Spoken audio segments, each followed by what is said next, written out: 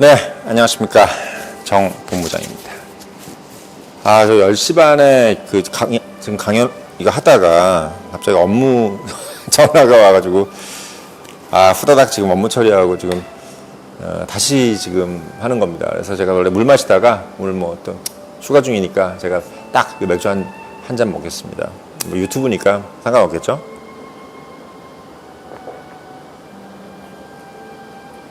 정신이 없었어요. 아주 그냥, 네, 제가 이제 참, 이 회사 일은 참 정신없이 하는 스타일이라 아주 그냥, 빡셌습니다. 네. 어쩌겠습니까? 뭐, 월급쟁이라는 게 다 그런 거죠. 또 그렇게 하는 또 맛이, 또 누가 날 찾아주는 맛이 좋은 거 아니겠어요? 휴가든 뭐든. 뭐, 아무도 안 찾아주는 것만큼 재미없는 게 어디 있겠어요? 네, 누가 날 찾고 누구랑 같이 어제도 말씀드렸던 토론하고 또 뭔가 꾸지람도 듣고 클레임도 받고 이래야 재밌는 거죠, 인생이. 그거에 항상 재미를 느끼시기 바랍니다. 자, 오늘 아침에 사실 좀 하고 싶었던 얘기는, 여러분도 아시겠지만 제가 14년 영국 회사, 그리고 3년 독일 회사, 그리고 20년 20대 10대 제가 이제 독일에 관심이 많았기 때문에 늘 독일이라든지 영국 책들을 보다 보니까 사실 뭐 그런 얘기들을 좀 많이 해서 뭐 자칭 영국 박사, 독일 박사 이렇게 얘기하고 생긴 건 독일인, 그리고 이제 정신은 영국, 이런 식으로 좀 생각을 많이 좀 뭐랄까요, 사람들한테 많이 얘기를 들었습니다. 그래서 그런지 뭐 좀 그쪽으로 좀 많이 아는 느낌이에요, 저도. 예. 제 사촌 매제가 영국인인데, 저보다 섹스피어에 대해서 잘 모르더라고요.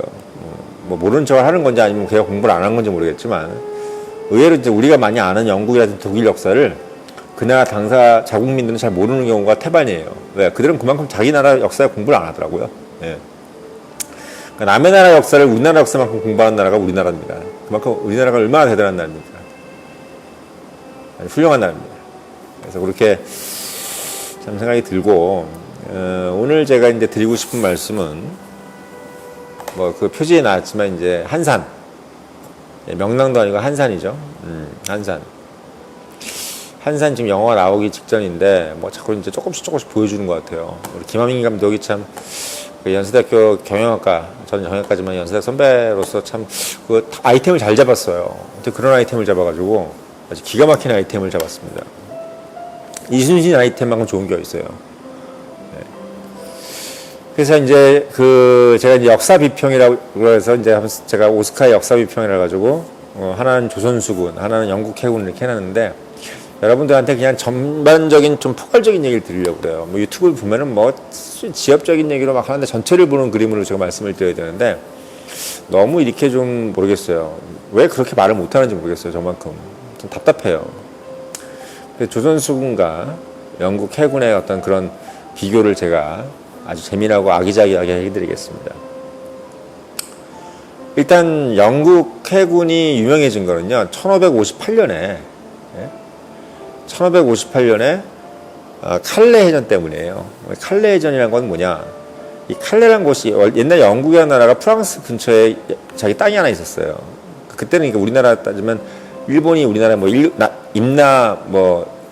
가야 쪽에 자기 세력이 있었던 것처럼, 있었다고 하는 것처럼, 영국은 이제 칼레라는 곳을 점령하고 있었는데 그쪽을 뺏기면서, 그게 이제 영국 어떤 국토랑 가장 가까워요. 그래서 뭐 금방 침공할 수 있는 어떤 면적이, 사이가 얼마 안 되는 곳이죠. 당시에는 이제 스페인이 워낙 이제 강력한 국권을 가진 곳이라, 아마 그 칼레라는 곳이 아마 스페인하고 프랑스 아마 사이에 있는 어떤 그런 영토로 되어 있었을 거예요. 그래서 어떻게 보면 나름대로는 그냥 그 중심추 역할을 하는, 영국이라는 나라가 항상 늘 하는 견제하는 자세는 대륙에서 어떤 자기가 균형추가 되기 원하거든요. 지금도 그렇고 15세기, 16세기부터 늘 그래왔어요. 본인이, 왜냐하면 강대국이 아니기 때문에 항상 눈치를 보는 걸 좋아하고 유럽의 어떤 정세를 늘 항상 주시하는, 그래서 어떤 국가도 강대국이 되지 못하게 방해하는, 그게 영국의 핵심적인 외교 전략입니다. 그렇게 남의 눈치보다 본인들이 제일 강대국이 됐죠. 그러니까 그게 참 좋은 케이스예요. 근데 쉽지 않아요. 그래서 이제 그 강대국이 되기 직전의 해전이 바로 칼레 해전입니다. 그 칼레 해전이 소위 그 우리가 얘기하는 프란시스 드레이크, 영국에서 상당히 좋아하는 사람이죠. 그 엘리자베스 여왕의 러버, 엘리자베스 여왕이 너무 사랑한 프란시스 드레이크, 뭐 백작인지 남작인지 모르겠는데 공작인지 자기 칭호를 받은 해적이에요. 그리고 영국 해군 총부사령관까지 올랐던 사람입니다. 뭐 어쨌든 총사령관이라는 얘기도 하고 뭐 그러는데 내가 봤을 때는 부사령관이라는 얘기가 맞는 것 같아요. 부사령관이었기 때문에 왜냐하면 그 해적을 어떻게 사령관을 시켰겠습니까? 아무리 뭐 영국 여왕이라 그래도 너무 총애를 했다는 얘기는 맞는 거죠. 그러니까 해적 선장 출신, 한마디로 실무에 능통한 사람을, 바다에 능통하고 이런 사람을, 당시만 해도 이제 귀족이라든지 이런 것밖에 할 수 없는 귀족이라든지 이런 분들, 뭐 정규 교육을 받은 사람들, 옥스퍼드라든지 뭐 이튼 그런 출신만 할 수 있었던 어떤 뭐 해군의 어떤 제너럴, 어떤 애드미럴, 제독 이런 것들을 해군 그 해적 장군이 한 거죠. 해적선장이 한 거죠. 사략선, 당시만 해도 이제 영국이라는 나라가 큰 나라가 아니었기 때문에 스페인의 어떤 그 상선이라든지 군함을 노략질하는 것을 나라에서 공식적으로 허용을 했어요. 그 역할을 해왔던 게 충실히 해왔던 사람이 바로 프란시스 드레이크입니다. 사략선 면허를 가지고 다녔어요. 라이센스, 말하자면 영국 국가가 인증하는, 그러니까 영국이란 나라가 도둑질을 인정을 해줬어요. 그냥 공식적으로 해도 되게. 상당히 재미있는 일이죠. 어떤 나라가 도둑질을 공식적으로 인정한다는 게 참 쉽지 않지 않습니까? 지금으로 따지면 20세기에 그거 007의 살인면허랑 똑같은 거예요. 살인면허가 원래 그 사략선 라이센스랑 그 개념이 똑같은 겁니다. 아시겠지만 어느 해적질을 하는데 사람 안 죽입니까? 다 죽이겠죠? 그러니까 한마디로 살인을 해도 너희 죄를 묻지 않겠다 어디 가서. 이게 살인면허잖아요. 우리 영국의 어떤 이해관계만 침해되지 않으면. 그러니까 프란시스 드레이크의 그 사략 라이센스는, 사략 면허는 그 이후에 이제 우리 007, 그 MI6의 그 살인 면허하고 모태가 되는 거죠. 아무튼 그 프란시스 드레이크가 이끄는 영국 해군이 단도직입적으로 말씀을 드리면 당신 우리가 너무 잘 알고 있는 일자진, 그러니까 하객진이라고 하지만 일자진이에요. 일자진, 딱 이렇게 일자진, 이게 뭐 일자 이렇게 하든지 일자진을 펼쳐서 스페인 해군을 거의 전멸시킵니다. 칼레에서. 그리고 이제 거기에 이제 화공선이라는 게 들어가 있어요. 여기 뭐냐면 적벽대전에서 여러분들 그 배에다 불 붙여가지고 배에 막 서로 연결돼 있는 연안개라 그러죠. 우리가 서로 막 얼기설기 엮여 있는 배에다가 화공선을 넣어가지고 배가 불타게 해버리는 그런 전략을 써가지고 또 이겨버리죠. 그러니까 두 가지 전술을 다 쓴 거예요, 사실은. 첫째는 화공선, 둘째는 일자진.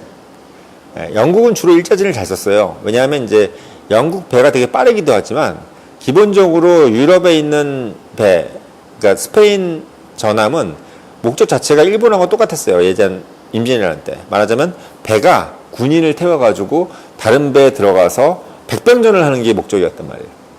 그래서 배가 상당히 무겁고 또 배 자체가 클 수밖에 없죠.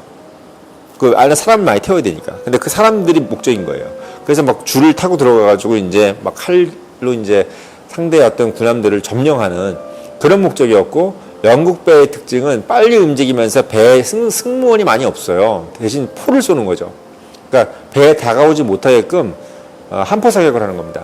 그게 우리나라 조선 해군하고 일본 해군, 그리고 스페인 해군하고 영국 해군의 공통점이에요.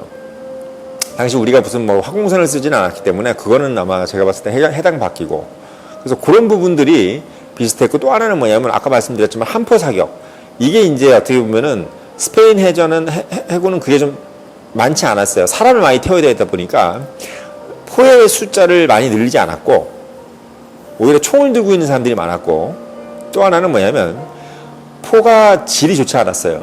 그러니까 철 자체가 영국 철이 상당히 강하고 쫄깃쫄깃하다 그래요. 그래서 포를 쏘면 몇 번 쏴도 포가 안 깨지는데, 스페인이라든지 이런 데는 이제 포를 쏘면 한 두세 번 쏘면 포가 깨져버리니까 포를 쏘려고 하는 포수가 겁이 나서 못 쏘는 거예요. 이걸 제대로.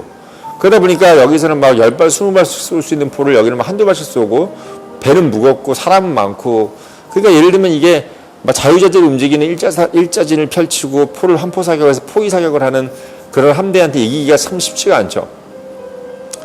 그런 부분들이 어떻게 보면은 우리가 지금 이제 앞으로 전개될 한산 대첩이죠. 그 영향, 그거랑 비슷한 것이 이제 1558년에 일어났던 칼레 해전이 지금 이제 앞으로 개봉될 한산 대첩과 비슷한 아마 역할을 할 겁니다. 거기도 뭐 화공선의 개념이 아마 여기는 거북선일 거예요. 그러니까 적진을 깨버리는 거죠. 화공선도 결국은 이제 마찬가지거든요. 그러니까 적진의 어떤 전열을 깨버리는 거. 불을 붙이는 것도 있지만 이제 전세가 왜냐면 이제 거북선이라는 것이 말하자면 화공선이에요. 그건 물론 불을 붙인 건 아니지만 이제 철갑을 둘러가지고 포를 난사를 하게 만들어놨기 때문에 적진을 상당히 교란시켜 버리는 거죠. 그래서 그 칼레 해전이 한산 대첩과 상당히 유사하다. 한산 대첩과 상당히 유사하다 이런 개념이 되고, 한산 대첩 이후에 이제 명량이 나오잖아요. 명량 해전 다음에 이제 노량인데, 세계 3대 대첩은 역시 한산 대첩이죠. 근데 영국에는 이제 세계 3대 대첩이 세 가지가 있어요. 뭐냐면 우리가 살리나스 해전이라고 있어요. 그 페르시아하고 그리스. 예. 이 해전이 있고, 그 다음에 나머지 두 개가 영국 해전입니다. 칼레 해전하고 바로 우리가 그 유명한 넬슨 제독이 싸웠던 트랄팔가 해전이죠. 트랄팔가. 그래서 트랄팔가 해전이 3대 대첩입니다. 뭐 3대 대첩이라고 해서 한 나라가 두 개를 가지니까 기분 나쁘긴 해요. 우리도 하나 가져와야 되는데. 그래서 칼레를 빼고 한산을 넣는 게 맞습니다. 왜냐하면 제가 하나를 말씀드리면 트랄팔가 해전은 1803년이에요. 그러니까 19세기죠 벌써. 상당히 이제 나중 얘기고, 아시겠지만 1592년에 이제 임진왜란이 일어나고 1599년에 이제 끝나죠. 7년 전쟁이니까. 그러니까 사실은 17세기를 못 본 거예요. 16세기 전쟁인 거죠. 당시만 해도 17세기는 세계적인 여러 가지 이제 변화가 많았는데, 지금 얘기하는 그 명량해전은 트랄발가 해전과 상당히 유사합니다. 그게 조선 7년 전쟁 중에서 영국이 250년간 있었던 해전이 다 조선 이순신이 다 해낸 전쟁이 된 거예요. 물론 트랄팔가 해전은 이제 뭐 12척 가지고 뭐 영랑해전처럼 싸운 건 아닙니다. 물론 많지는 않았지만 서로 비슷했어요. 비슷하고, 여기서 이제 공통점은 뭐냐면 이순신이라는, 거기도 똑같이 이제 이순신이 여기서는 이제 칼레해전에서는 프란시스 드레이크였고, 트랄팔가에서는 우리가 아는 포레이션 넬슨이죠. 포레이션 넬슨이 1803년에 나폴레옹 해군을, 그러니까 이번엔 프랑스 해군이에요. 거의 전멸시켰어요. 거의 전멸시켰어요. 그러니까 어떻게 보면 뭐 적선이 뭐 12척 이거는 이제 아닌 거고, 다만 이제 마지막에 넬슨이 총 맞고 죽는 건 똑같아요. 이순신이 마지막에 이제 명량 때 죽는 거하고 똑같습니다. 노량이군요. 노량. 참 죄송합니다. 노량. 예, 노량에서 죽죠. 그러니까 명량은 아니에요. 명량은 아니고 노량에서 죽죠. 예, 그래서 노량 해전하고 비슷해요. 근데 노량은 뭐 이렇게 3대 대첩 이런 건 아니니까 마지막에 나가다가 이제 도망가는 배에 따라가 죽는 거고, 그래서 그 명량과 비슷한 것은 사실은 뭐 그 노량과 명량 합친 거와 비슷한 거죠. 따지고 보면. 예. 트랄팔가 해전이. 그래서 트랄팔가가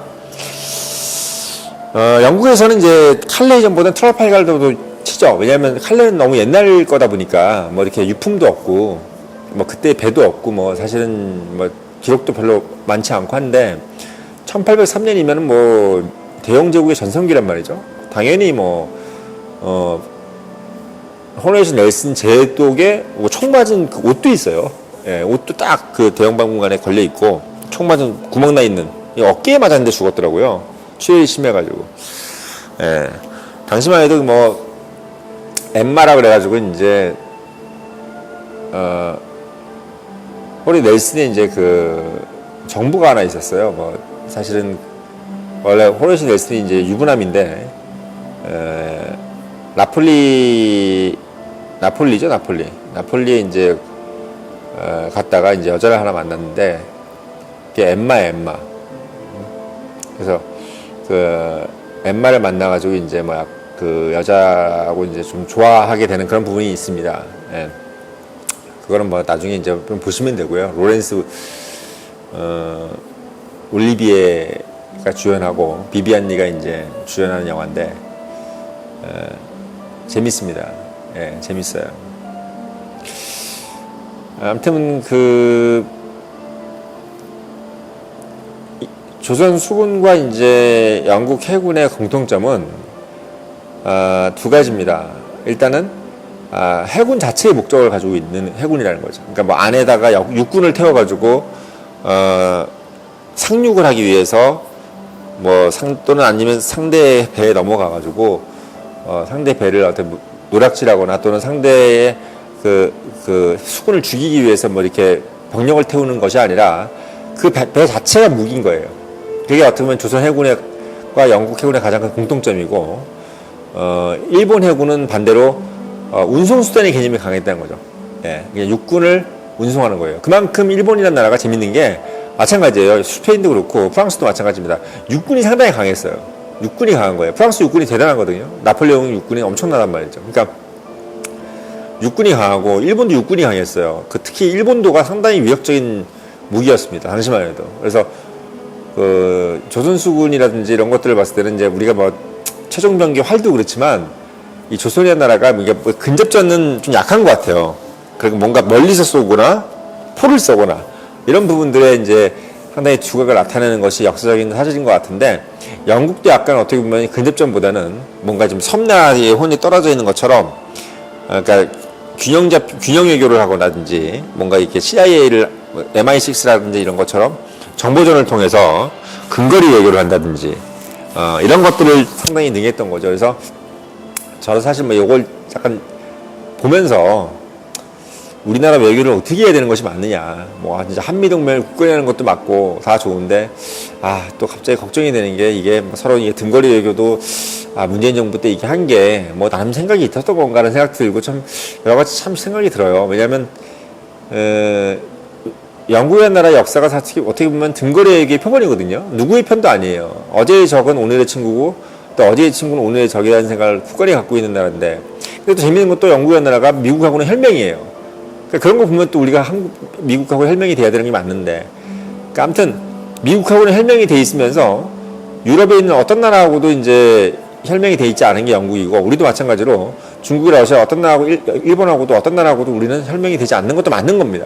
그래서 영국 해군 이제 조선 해군을 비교하면서 여러분들한테 그런 생각 문득 들어서 아침에 좀 말씀을 드립니다. 좀 사실 좀 더 했는데 아침에 갑자기 업무적인 전화 와가지고 제가 요거를 짧게 말씀을 드리는 겁니다.